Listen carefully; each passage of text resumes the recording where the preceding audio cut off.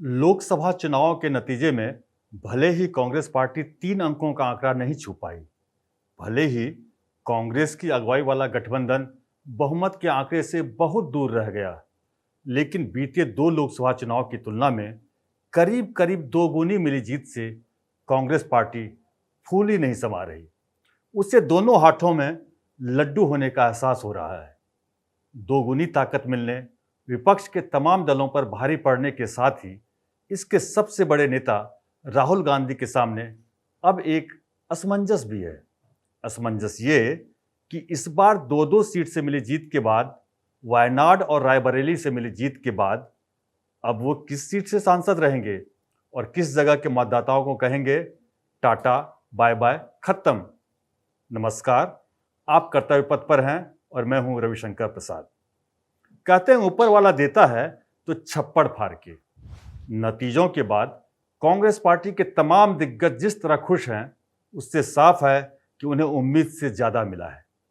2019 के लोकसभा चुनाव में अमेठी से हार के खतरे को भांपकर राहुल गांधी वायनाड पहुंच गए थे।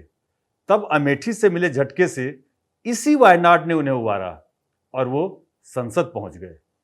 5 साल बाद 2024 के चुनाव में वायनाड में मतदान खत्म होते ही उन्होंने रायबरेली से भी पर्चा भर दिया और चुनाव प्रचार के दौरान राहुल के लिए प्रचार करने रायबरेली पहुंची सोनिया गांधी ने यहां के लोगों से एक भावुक अपील कर डाली।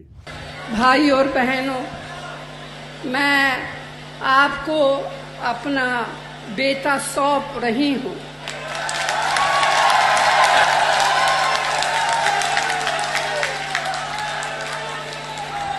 अपना बेटा सौंप रही हूं, जैसे आपने मुझे अपना माना, वैसे ही राहुल को अपना मान कर रखना है।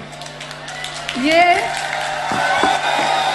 राहुल आपको निराश नहीं करेगा।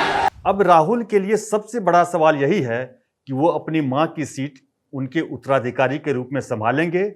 मां ने उन्हें जिस रायबरेली की जनता को सौंपा उसका मान रखेंगे, या फिर राहुल उस वायनाड को पकड़े रहेंगे जिसने उनकी इज्जत बचाई, जिसने उनका मान रखा और जिसने उन्हें 5 साल तक बतौर सांसद सियासत में जिंदा रखा। राहुल गांधी को इन सवालों का जवाब देने के लिए मात्र 14 दिन है, क्योंकि जनप्रतिनिधित्व कानून कहता है यदि उम्मीदवार 2 निर्वाचन क्षेत्रों से जीतता है तो उसे 14 दिनों के अंदर एक सीट खाली करनी होगी। अब सब यही जानना चाहेंगे कि इन 14 दिनों में राहुल गांधी, उनके सलाहकारों और कांग्रेस पार्टी का क्या फैसला होगा। इस पहेली को हम सुलझाने की कोशिश करते हैं। आंकड़ों के लिहाज से देखें तो राहुल गांधी को केरल की वायनाड सीट से इस बार 59.69% वोट मिले, जबकि दूसरे नंबर पर रहे सीपीआई की उम्मीदवार को 26.09% वोट मिला।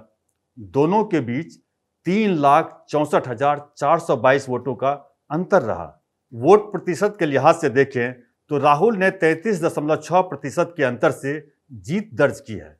रायबरेली लोकसभा सीट की बात करें तो यहां से राहुल गांधी को 66.17% वोट मिले। वहां दूसरे नंबर पर रहे बीजेपी कैंडिडेट के खाते में सिर्फ 28.64% वोट गए। इस तरह राहुल ने कुल 3,90,030 वोटों से जीत दर्ज की। वोट प्रतिशत के लिहाज से देखें तो राहुल ने 37.53% मतों से जीत दर्ज की। साफ है कि राहुल के लिए वायनाड के मुकाबले रायबरेली की जीत ज्यादा बड़ी है। लेकिन राजनीति में केवल जीत हार के फासले से फैसले नहीं लिए जाते, इसलिए किसी एक सीट को छोड़ने से पहले राहुल कई चीजों को ध्यान में रखेंगे और कर्तव्य पथ का आकलन कहता है कि राहुल गांधी हर हाल में वायनाड को टाटा बाय बाय बोलेंगे और रायबरेली को आमीन, खुश आमदीद, खैर मकदम, स्वागतम, सुस्वागतम। आप पूछ सकते हैं कि हम किस आधार पर ऐसा कह रहे हैं, तो राहुल के फैसले का आधार भी सुन लीजिए।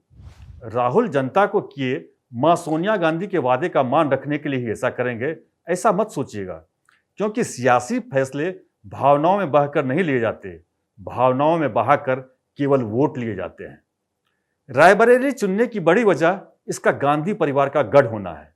रायबरेली उत्तर प्रदेश की सीट है जो कांग्रेस और राहुल के लिए सियासी नजरिए से केरल की तुलना में ज्यादा महत्वपूर्ण है।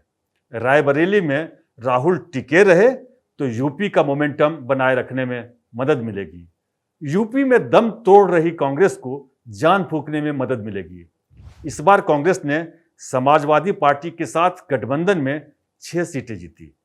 राज्य में पार्टी का वोट प्रतिशत बढ़कर दोहरे अंकों के आसपास 9.46% तक पहुंच गया है।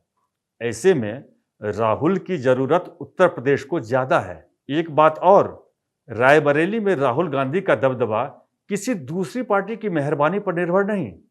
अब वायनाड छोड़ने की क्या वजह होगी ये भी जान लीजिए। जिस केरल में कांग्रेस पहले ही मजबूत है, वहां राहुल इमरजेंसी में ही गए और इमरजेंसी में ही जाएंगे। केरल में कांग्रेस ने 2019 में 20 में 15 और इस बार 14 सीटें जीती हैं। इसका मतलब है कि राहुल के बिना भी केरल में कांग्रेस की हालत ठीक है।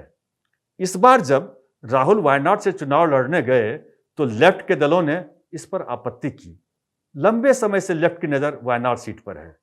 वायनाड में राहुल दूसरे दल के समर्थन के बिना जीत ही जाएं, ये तय नहीं। बीते चुनाव की तरह इस बार भी चुनाव जीतने के लिए राहुल को यहां IUML यानी इंडियन यूनियन मुस्लिम लीग का सहारा लेना पड़ा। मुस्लिम लीग का समर्थन लेते ही बीजेपी को राहुल पर सियासी हमले का मौका मिल जाता है। इसलिए ये तय मानिए कि ऐलान की औपचारिकता जब भी पूरी होगी, राहुल वायनाड को ही टाटा बाय बाय और खत्म कहते सुनाई पड़ेंगे। अगर आप हमारी बातों से सहमत हैं तो कमेंट करें और वीडियो पसंद आया हो तो इसे लाइक करें और चैनल को सब्सक्राइब करें।